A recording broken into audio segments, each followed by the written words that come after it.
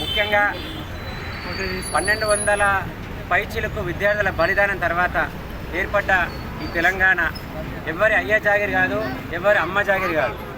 నిన్న కేసీఆర్ బిడ్డ కవితం అంటుంది, తెలంగాణ జాతిపిత మా నాన్న కేసీఆర్ అంటుంది. మీ నాన్న ఉట్టిగానే కష్టపడితే రాలేదు. ఎంతోమంది తొలి దశ ఉద్యమంలో ఎంతోమంది ప్రాణాలు అర్పిస్తే, మలి దశ ఉద్యమంలో ఎంతోమంది ప్రాణాలు అర్పిస్తే ఈ తెలంగాణ సాధించుకున్నాం. ఈ తెలంగాణ గడ్డ ఈ ఉద్యమాలకు అడ్డ.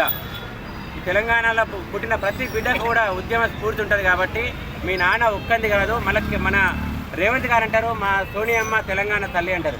ఎవరు అయ్య కాదు, ఎవరు తల్లి కాదు, తెలంగాణలో ఉన్న ప్రతి పౌరుడిని తెలంగాణ, ప్రతి పౌరుడిని తెలంగాణ. కాబట్టి ఈ తెలంగాణ జాతిపిత అనేది మర్చిపోండి. అది ఎవరైనా కానీ ఖండించాలి సోషల్ మీడియా మాధ్యమంగా. కాబట్టి తెలంగాణ సాధించుకునే క్రమంలో ప్రతి ఒక్కరి పాత్ర ఉన్నది. ఉద్యోగస్తులదే కానీ, గెజిటెడ్ ఆఫీసర్లదే కానీ పెన్ డౌన్ చేసేటప్పుడు ఆర్టీసీ వాళ్ళు సమ్మెలు చేసి రోడ్ల మీద వంట వార్పు చేసుకొని రోడ్ల మీద తిన్నారు. మనం అన్నీ మర్చిపోలే. ట్యాంక్ బండ్ మీద పెద్ద ఎత్తున కార్యక్రమాలు నిర్వహించారు.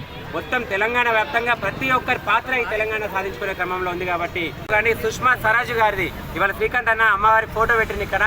సుష్మా స్వరాజ్ లేకపోతే కాంగ్రెస్ కూడా గుర్తించేది కాదు, అసలు ఎవరు గుర్తించేటోళ్ళు కాదు.